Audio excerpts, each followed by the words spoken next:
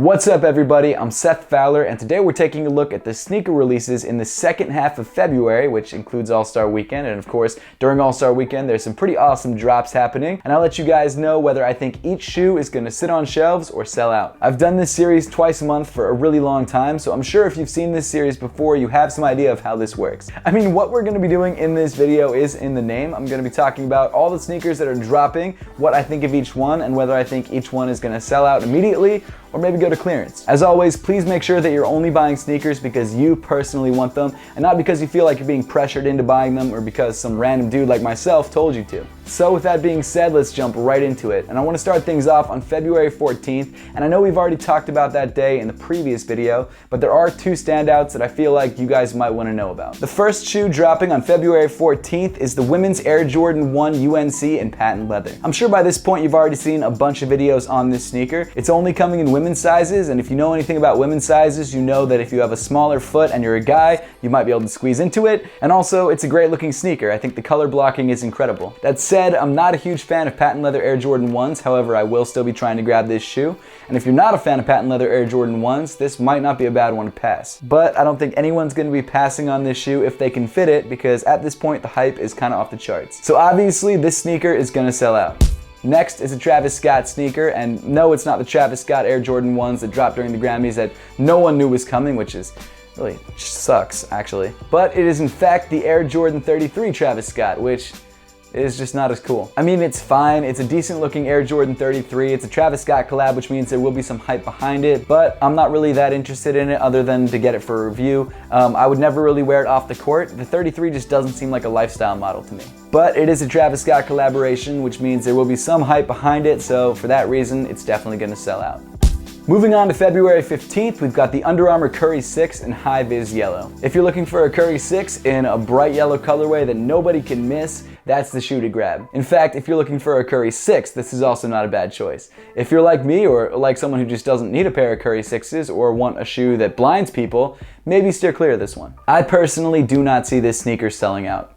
Next is the Nike React Element 87 in Royal Tint. I think this is a great looking shade of blue. I think the red accent is really clean on this sneaker, and I think this is one of the first colorways after the original colorway that I would actually consider picking up. However, with that being said, I don't really feel like I need two pairs of Element React 87s. It's kind of one of those shoes that I'm fine with just one pair, and I know in the last sneaker release video when I talked about this sneaker when it was going to drop earlier in the month, I said that it wasn't going to sell, and I still don't think it's going to fly off shelves, but it probably will sell out in places like the sneakers at. Following that up, we've got the Black Sheep Nike Dunk Mid in iridescent purple and elephant print. If you're a dunk head, this sneaker is kind of a must cop. The colorway is also pretty interesting, and as someone who doesn't really need to own every single pair of dunks in my collection, I'm gonna let this one go. But because of the fact that this sneaker is pretty limited and dunks are coming back, I definitely see this sneaker selling out. Next is the PG3 AllStar colorway. This shoe comes in brown, yellow, and pink. I'm not in love with this shoe, and I don't think a lot of people are either, so for that reason, I think it's gonna sit. After that, we've got the first Kobe 4 Protro in the Draft Day colorway. This is the second Kobe Protro silhouette to drop, and by Protro I mean Performance Retro, which is what Nike calls it. When Nike first said that they wanted to start making Kobe retros, Kobe came to them and said he wanted each one of these retros to feature the newest tech, but still look like the old version of the shoe. And I think that's such a cool thing because you can rock that old school look while still having a new school basketball sneaker. This being the first Kobe 4 Protro, and also because of the fact that the Kobe 4 is pretty popular, I definitely see this sneaker selling out. Next is the Air Jordan 11 Low Golf in the Concord colorway. I don't really know much about golf sneakers, so I'll leave that to Couture because I've never even played golf. I have no idea what those sneakers do or how they feel or anything like that. But they look nice. They look like 11s, which is awesome. And I think all the golf players out there who are Jordan heads will probably be into this sneaker. So for that reason, I think they'll sell. And then finally, rounding off the 15th, we've got the Air Jordan 1 Turbo Green. People have been so hyped about this sneaker, and I've been trying to get a pair early to review for a decent price. However, I can't really find anything under 300 bucks, but I think this sneaker is awesome. I love the way it looks, I love the suede they used on it, I love that shade of green that they used. The one thing I don't like is the text underneath the Nike swoosh. That feels a little bit too off-whitey for me, and I'm not a huge fan. But overall, I think the sneaker looks incredible, and everyone else seems to think that too. So of course, if you don't already see the writing on the wall or the writing on the midfoot of this sneaker, this shoe is definitely gonna sell. On February 16th, we've got the Adidas Next Level in red and yellow. This completely laceless basketball sneaker is a step towards what Adidas is calling the future of basketball performance. I had a pair for a little bit. I never actually played ball in it. It was fine. There wasn't really anything special about it. I didn't really love the way it felt on foot.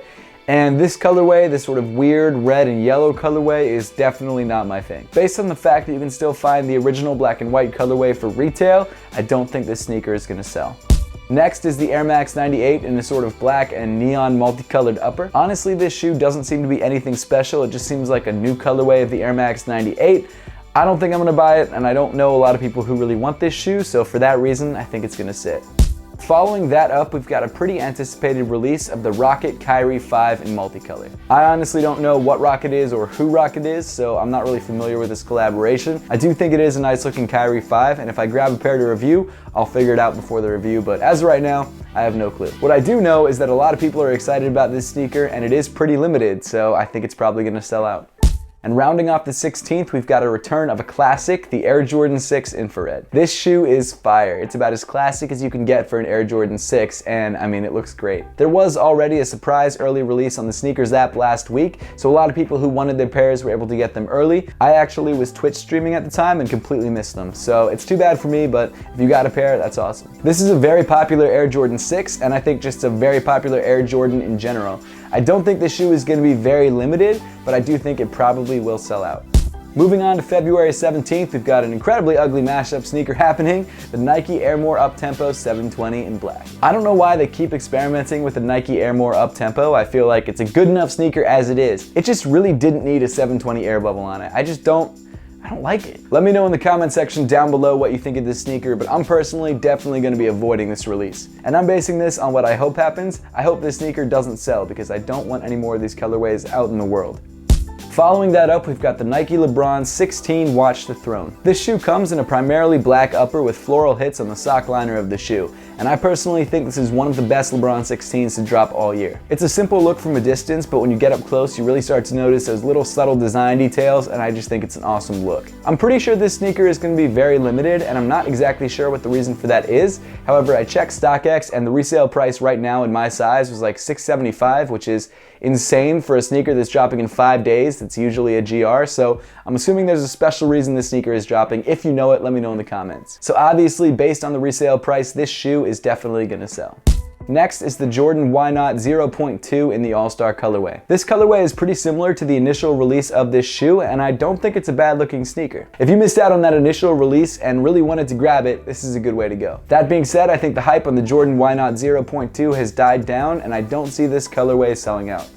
And finally, rounding off the 17th, we've got the self-lacing Nike Adapt BB. This is a self-lacing low-top basketball sneaker that retails for $350, which, if you look at the self-lacing sneakers that Nike has dropped in the past, is kind of a bargain. I definitely think it's a simple-looking basketball sneaker, but the whole idea of actually owning a self-lacing shoe is pretty cool. I grabbed the pre-order of this shoe back in January on the Nike app, but this shoe officially releases on the 17th. And in my opinion, even with the high $350 price point, I think people are very intrigued by the fact that this is a self-lacing sneaker, so for that reason, I think the shoe is going to sell.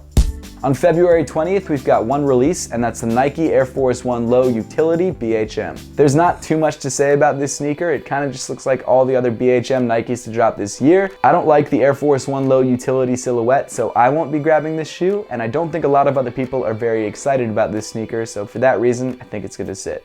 On February 21st, we've got two Air Max 720s releasing, the Sunrise and the Sunset colorways. These are Air Max 720 colorways that feature a fade on the side of the sneaker. Obviously, one is supposed to represent sunrise and one is supposed to represent sunset. I think they're both nice looking sneakers, and I think anyone who missed out on the original pair of the 720s will probably try and grab these pairs. However, I do think these colorways will be general releases, which means there will be a lot of pairs available, so for that reason, I think they're probably going to sit. Next up, we've got 4 colorways of the Ultra Boost 19. The first shoe is the Core White and Core Black. The second shoe is the Black Gray 6 Gray 4. No idea what that means. The third colorway is the Clear Brown White Black. And the fourth colorway is the Gray Red Black. I think the Ultra Boost 19 is an incredibly comfortable sneaker and a pretty solid performance running shoe as well. And I expect that there will be a lot of pairs of all the different colorways. So for that reason, I think they're all going to sit.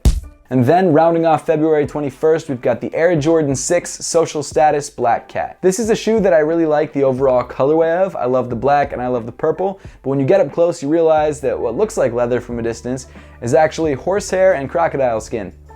And it's just a weird looking shoe. This shoe has an initial release during All-Star Weekend and then another release on February 21st to the general public. And in my opinion, this is a shoe that I'm going to dodge and stay away from because I think it looks really bad. However, if you want to grab it, it's expensive and it drops on the 21st, so go for it. Unfortunately, the sneaker looks like it will be relatively limited, which means people will buy it for the hype. And that means that it will probably sell out even though it looks like garbage. Moving on to February 22nd, we've got the women's Air Jordan 4 in Silt Red. This is supposed to look like a higher end, almost designer Air Jordan 4. It's got like almost a crystal look around the mudguard, it's got sort of a marbled pink upper, and overall it's a nice looking sneaker. It's not something that I would wear personally, however I do think there are a lot of women out there who would love this shoe. That being said, with the women's Air Jordan line, I think they're having a hard time moving sneakers, so for that reason, I think this one's probably gonna sit. And then rounding off the 22nd, we're getting a re-release of a sneaker that I never expected to retro, and that's the Nike Air Zoom Rookie in the Galaxy colorway. It's funny what a couple years does to you, because a couple years ago, I would have paid like $1,000 for this sneaker. I was so hyped on this shoe, and now, I might let it go. Foam-like shoes don't really do it for me anymore, and I don't think they do it for as many people as they used to. However, this sneaker is still extremely popular, and people are still all about that All-Star Galaxy theme, so for that reason, this shoe is definitely gonna sell. Continuing on to February 23rd, we've got two Air Max Lite 2s in both purple and in teal. These shoes are kind of just reverse colorways of each other, and there's nothing really special about them, at least in my opinion. If you've been on the lookout for an Air Max Lite 2 in a simple colorway, these might be for you. That said, I don't think a lot of people are too excited about these sneakers, so for that reason, I think they're gonna sit. And then we've got a recently announced sneaker, the Air Jordan 1 Defiant Couture. I was reading some of the information about it in the press release, and apparently it's based on like high-end cars and high-end fashion design. And I guess I see that. I'm not really sure, but not really something I'm interested in. I'm not totally sure how limited this sneaker is gonna be, but based on the fact that we've already seen like 3 other colorways of this sneaker announced, I think it's probably gonna be a relatively common release. So for that reason, and also the fact that I haven't seen really anyone really like this sneaker, I think it's gonna sit. And then finishing off the 23rd, we've got a Yeezy release with the Yeezy Boost 700 Salt. I absolutely love the 700 Wave Runner. I think it's one of my favorite Yeezys to ever release. It's just such a great looking shoe. The 700 in general is a great silhouette. However, I feel like this sort of salt gray or like light cream colorway is a little dull and looks just like the V2 that just released in December. But of course, it is a Yeezy. I will be doing a review, and a lot of people are gonna be going after this sneaker, so it's definitely gonna sell. And then rounding off the month, on February 28th, we've got 5 Air Max 720 releases. The colorways include Pink Sea, Sea Forest, Gray, Total Eclipse, which is just black, and then Sand Dune. I hate when Nike spams us with colorways right after a sneaker releases. That kind of sucks. It kind of kills the vibe. And unfortunately, it looks like that's exactly what they're doing on the 28th. I don't know if any of these colorways will be more limited than others. I don't know if they're all going to be limited together. I have no idea. But due to the fact that there are so many colorways releasing on one day, I don't think any of these shoes are going to sell out. Maybe 1 or 2 colorways will sell out, but I think a majority of them will probably sit. After that, we've got 2 colorways of the brand new Adidas Deer Ups S in both white and in black. In my opinion, this is a much better looking Adidas Deer Ups. To be fair, it kind of looks like a Pharrell, so that's probably why I like it, but it definitely looks better than the old version. But if I'm honest, the only reason I'm going to be grabbing this pair is for a review, if I grab it at all. And I think that most people will probably let this sneaker go as well, so I'm going to give it a sit. And then finally, finishing off the month, we've got the Pegasus. Please let me know in the comment section down below if I'm pronouncing that right, or most likely wrong. Collaboration with Nike on the Pegasus Turbo. This is a really awesome collaboration on one of my favorite sneakers to release last year. Not only is the Pegasus Turbo an excellent running sneaker, but it's one of the most comfortable sneakers I've ever owned. And the fact that Nike is actually collaborating on a version of this sneaker and the collaboration came out awesome is just a huge bonus. I love this shoe. I'm definitely going to be trying to grab it. However, I know it's going to be limited, and I'm sure a lot of people are going to be going for this shoe as well. So most likely this sneaker is going to sell. So that pretty much wraps up all the releases in the second half of February that we know about. Now I would love to know your thoughts on these releases and which one of these shoes you're looking forward to most, so make sure to leave those comments in the comment section down below. And as always, thank you so much for watching. Please make sure to give this video a thumbs up if you liked it, subscribe down below if you haven't yet, and I'll see you all in the next one.